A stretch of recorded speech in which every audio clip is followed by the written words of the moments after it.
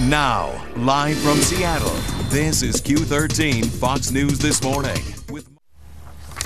Welcome back to Q13 Fox News This Morning. Can you tell when someone is lying to you? Let's try it right now. Last month, I actually played in a pro basketball game against the Harlem Globetrotters, and I scored 50 points. Okay, obviously the lie came in the second part of that, of what Mark just said. But most of the time, catching a lie isn't that easy. Deborah King is a health and wellness expert whose new book is called Truth Heals, What You Hide Can Hurt You.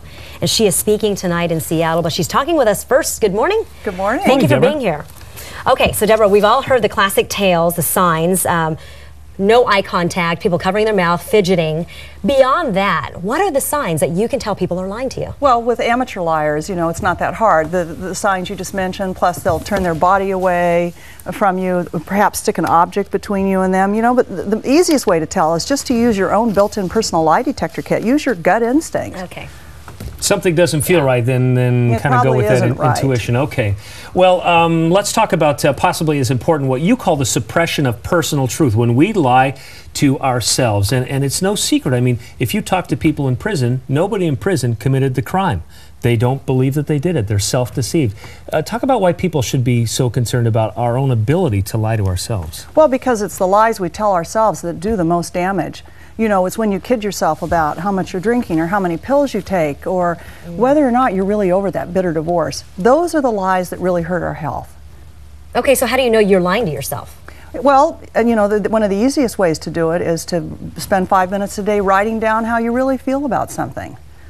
Okay, so for parents out there, how can you tell that your kids are deceiving you and are lying to you? Well, kids are easy because they're really amateur liars, and they will even fidget more and look away even more. Children are pretty easy to spot. Okay, it's when they get more sophisticated and get into politics that you have to really watch them, right? I'm kidding. I'm kidding. That was a joke.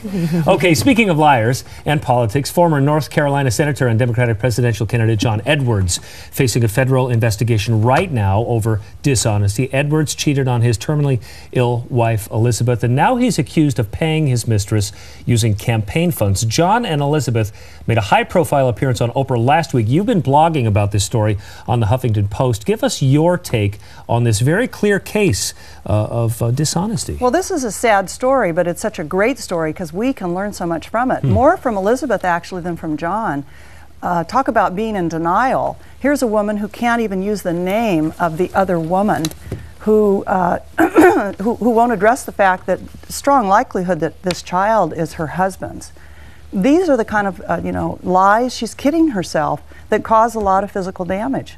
She was put in a really tough spot, though. What should she have done, though? I mean, in your opinion? Well, I think the best thing for her that she could have done would have been to have written that manuscript and stuck it in a drawer. I think it's been very damaging to go out on the road to her health, to her children, and if she's trying to salvage her marriage, it's putting it, through a pretty tough time.